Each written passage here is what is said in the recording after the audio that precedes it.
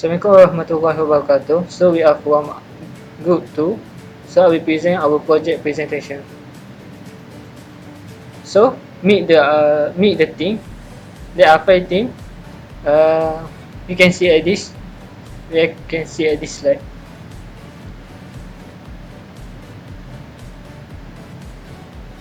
Okay. So we continue to the test password quality. The website gives advice on how to create a strong password. The more random thing in the password, the safe it will be.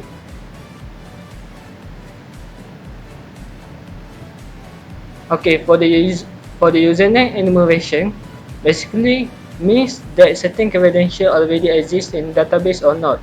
We intentionally enter unregistered email. The system gives a feedback of invalid email or password, which is good thing rather than a specific which input is false. If an unauthorized people can randomly get one of the registered email, they will surely continue using a brute force attack for the password. Okay, next we go to the resilient to password guessing. So we can test our password at this link. So this is a prime example of an insecure password which is vulnerable to password guess. If we do not know what we are doing, how are the attackers supposed to know what we are trying to do? Okay, thank you Naim. Now we move to the next slide. Test any account recovery function.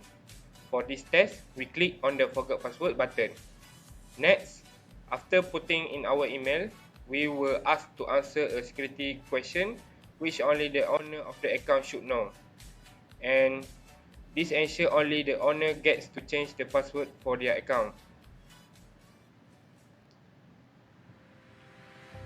Okay, for the test remember me function, remember me function is a function that allows the user to immediately log in into the website without giving any credential manually. This is possible when the user clicks on the checkbox besides the remember me button. This will result in the website to save their email and password, which will be called upon when the same user wants to log in the website again. Okay, now we move to the test token predictability. First, using burp suite, we can retrieve the token in proxy HTTP history. Now, we need to take the token and decode it using the decoder to turn the unreadable text into a readable form. The yellow line in the figure above indicates our token in base64 and we want to decode it. Using the decoder, we managed to decipher some of the details. Next, we check for insecure transmission of tokens. Figure on the left shows that the transmission being carried out is insecure as they are clearly plain text, which are the green colored text. During transmission, credentials should be encrypted to prevent mischievous unauthorized people. Next, we take a look and check the mapping for token for the sessions. Tokens are used as a temporary credential which gives permission to users to access the session.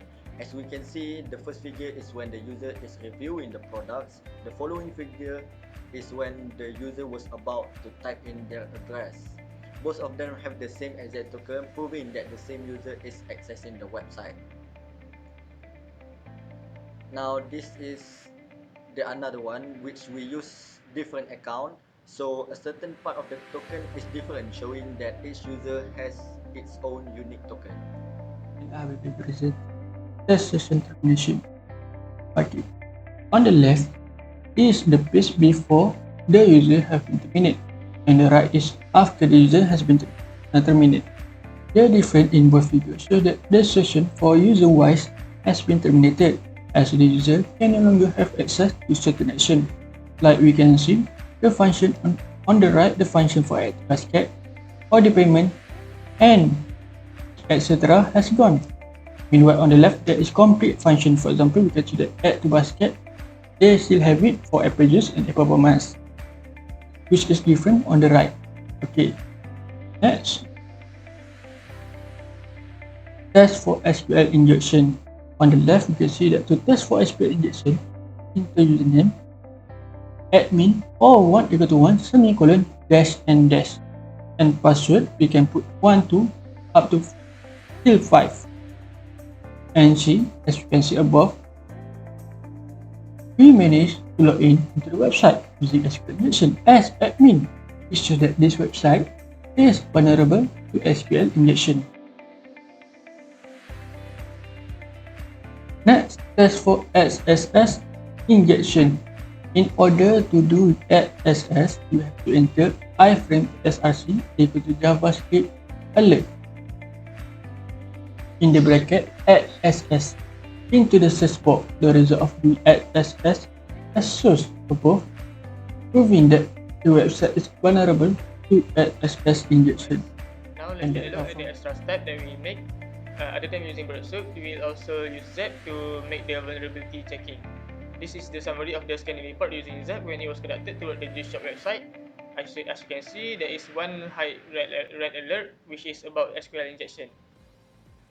Next, we will look at the suggestion to avoid vulnerabilities. The first one is to implement secure coding practices, which is to validate and sanitize all user input to prevent SQL injection, and cross-site scripting, which is SSS attack. Also, we can use prepacked statement and parameterized queries for database interaction. Also, we can also follow secure coding framework such as OWASP guidelines. Second is to ensure robust authentication and authorization, which is we can use strong password policies and implement multi-factor authentication. Also, we can restrict access using rule-based access control, or short RBAC, and the principle of least privilege. Lastly, we can regularly monitor and update authentication libraries and avoid hard coding credential. Number 3 is to keep software dependencies update. We can regularly update web server, content management system, CMS, and third-party libraries to patch known vulnerabilities. Also, we can use tools like dependency checkers to identify outdated and vulnerable packages.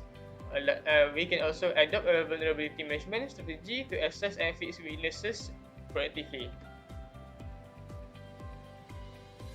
That's all from us. Thank you.